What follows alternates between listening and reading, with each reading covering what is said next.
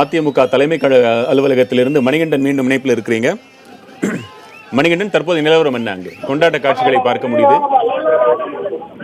3 தொகுதிகளிலுமே அதிமுக முன்னிலை வகித்ததை அடுத்து அதிமுக தொண்டர்கள் இங்கு ஒரு உற்சாக கொண்டாட்டத்தில் ஈடுபட்டு வருவது நம்மால் இங்கு காண முடிகிறது.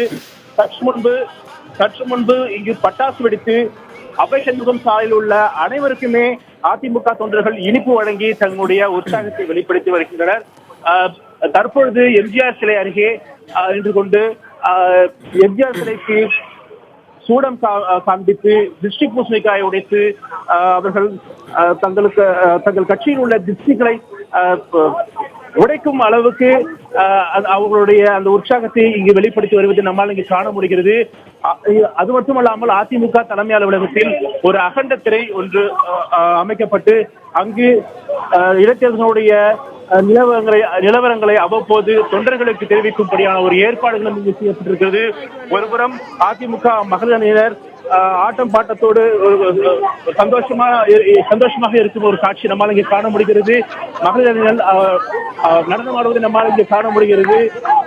அவர்களுடைய உற்சாகத்தை அவர்கள் நடனம் வாயிலாக இங்கு வெளிப்படுத்தி வருவது நம்மால் இங்கு காணலாம்.